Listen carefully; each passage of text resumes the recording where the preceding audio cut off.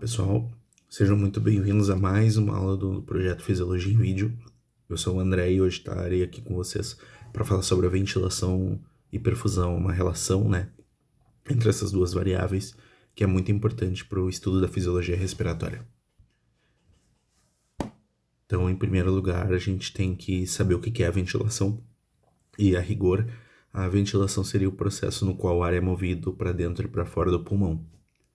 E se fôssemos falar assim em termos mais simples, a ventilação seria a parte do ar envolvida na hematose pulmonar.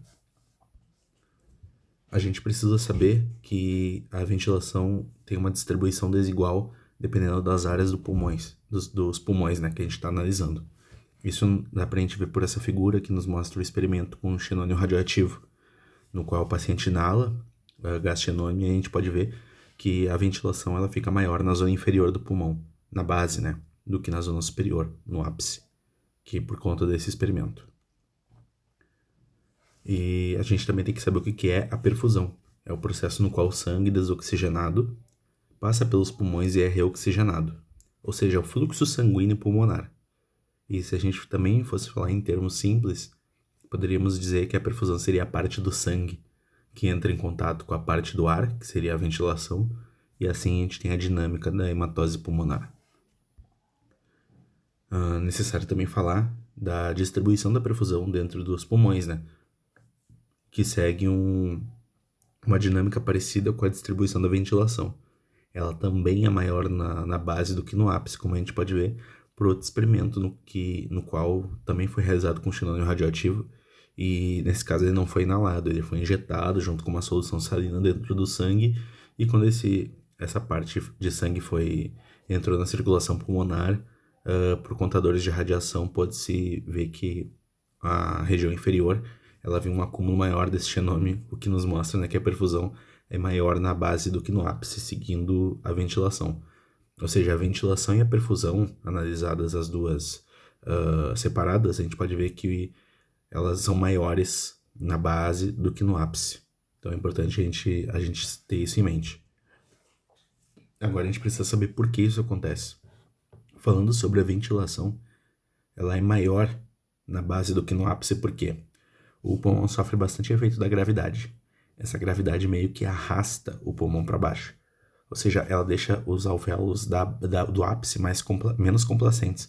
Eles já estão mais estirados, como a gente pode ver nessa imagem.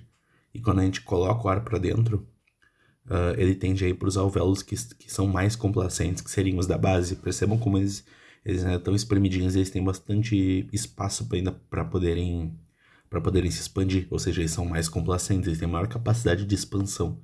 Então, quando a gente respira, o ar tende a ir para os alvéolos da base, porque eles podem expandir mais e acomodar mais volume de ar. Falando sobre a perfusão, ela também ela tem um efeito semelhante à da ventilação, só que ele é maior, ele é um efeito mais acentuado, porque ela também sofre com o efeito da pressão hidrostática.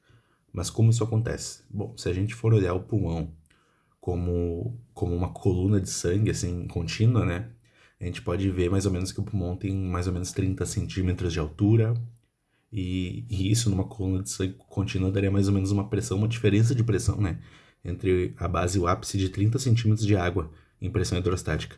Então, enquanto a ventilação sofre a ação da gravidade, a perfusão sofre a ação da gravidade e da pressão hidrostática. Então, a gente vai ver no gráfico a seguir, que seria esse aqui, que a perfusão ela cai mais acentuadamente do que a ventilação. A gente pode ver nesse gráfico, então, se a gente for olhar para a base, aí, no número mais ou menos da costela 5, 6, a gente pode ver que a perfusão está maior que a ventilação. Enquanto se a gente for em direção ao ápice, a gente vê que a ventilação fica maior que a perfusão.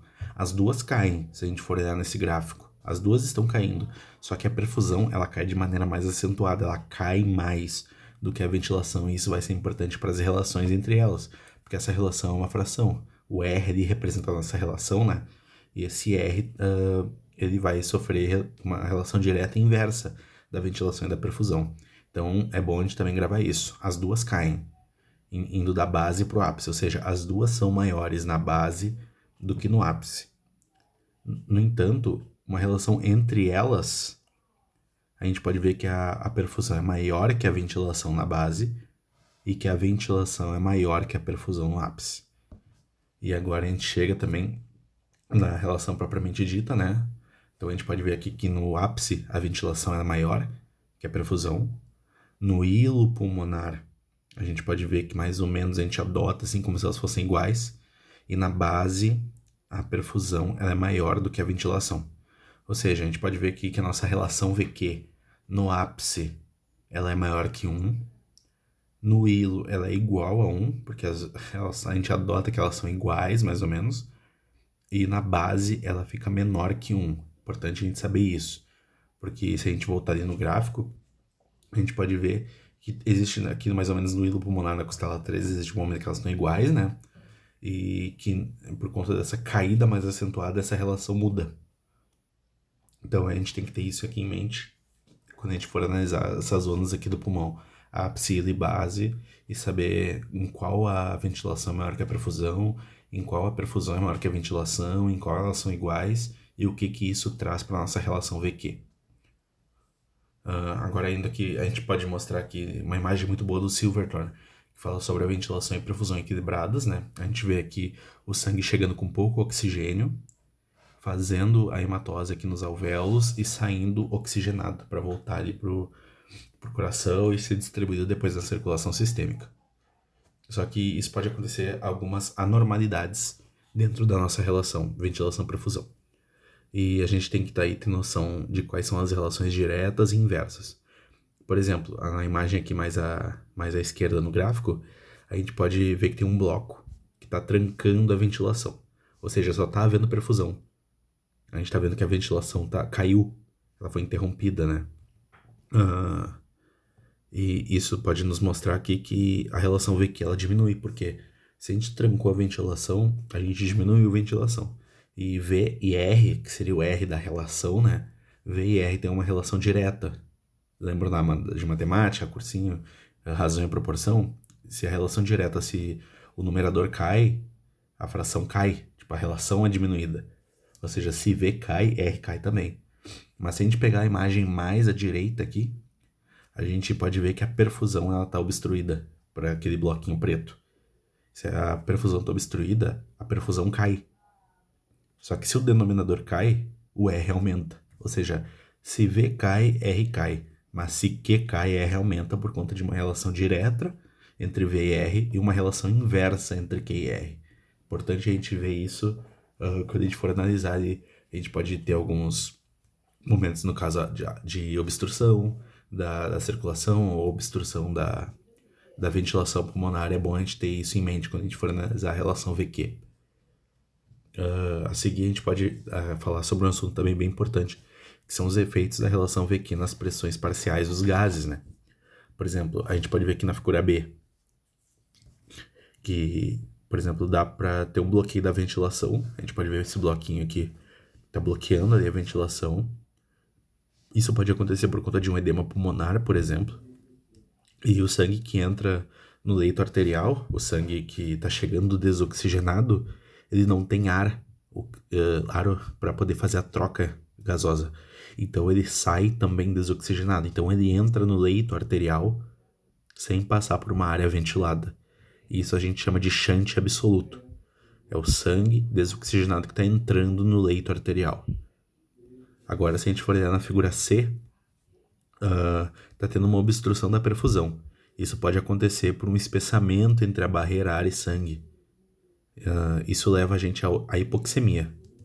Ou seja, a gente pode ver que vai ter uma baixa, no sangue no caso, né? Uma baixa concentração de O2 no sangue. E isso acontece por quê?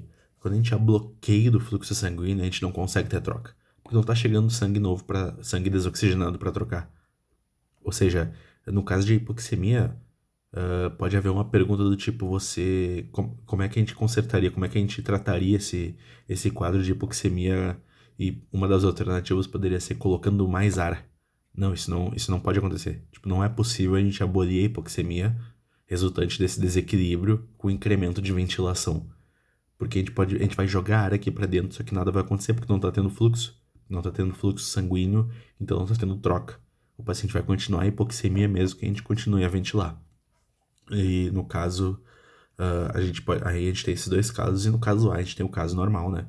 Que o ar tá chegando com 150 miligramas de mercúrio, ele vai fazer a troca, e aí o sangue vai sair com 140, no caso as pressões parciais de O2 e CO2. É bom vocês gravarem esses valores, porque vocês são bem importantes dentro da dinâmica de ventilação e perfusão e a relação dela com as pressões parciais dos gases.